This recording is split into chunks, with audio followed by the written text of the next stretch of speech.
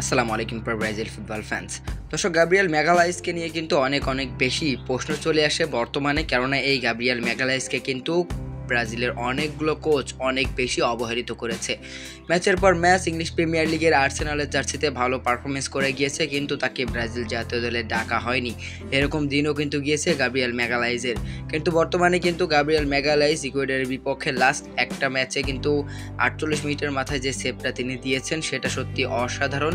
একজন ডিফেন্ডার তো এটাই কাজ, গোলকিপার যখন সামনে যাবে তখন গোলবারটা কিন্তু ডিফেন্ডারদেরকেই কিন্তু সামলাতে হয়, আর সেটা কিন্তু খুব ভালোভাবেই সামলিয়েছেন গাব্রিয়েল ম্যাগালাইস। এবং গাব্রিয়েল ম্যাগালাইস কিন্তু একটা ইন্টারভিউ দিয়েছেন ইতিমধ্যেই কিন্তু প্যারাগুয়ের বিপক্ষের ম্যাচের আগে। সেই ইন্টারভিউতে তিনি বলেছেন, জাতীয় দলের ডাক না পাওয়াটা আমি ব্যক্তিগতভাবে নেইনি। আমি জানি যে শুধুমাত্র কঠোর পরিশ্রম আমাকে জাতীয় দলে ফেরাতে পারে। আমি পরিশ্রম করে গিয়েছি এবং ডাক পেয়েছি।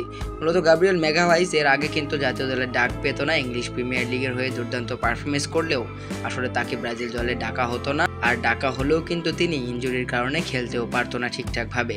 তবে বর্তমানে গাব্রিয়েল ম্যাগালাইস পুরো ফিট আছে এবং পূর্ণ শক্তির একাদশ যদি ডরিভাল জুনিয়র গঠন করে ব্রাজিলের, তাহলে সেখানে গাব্রিয়েল ম্যাগালাইসের জায়গাটা কিন্তু নিশ্চিতভাবেই থাকবে। কেননা এই আর্সেনালের ডিফেন্ডার তিনি কিন্তু দুর্দান্ত ছন্দে রয়েছেন বর্তমানে। তিনি গত ম্যাচে তার স্পষ্ট প্রমাণও দিয়েছে।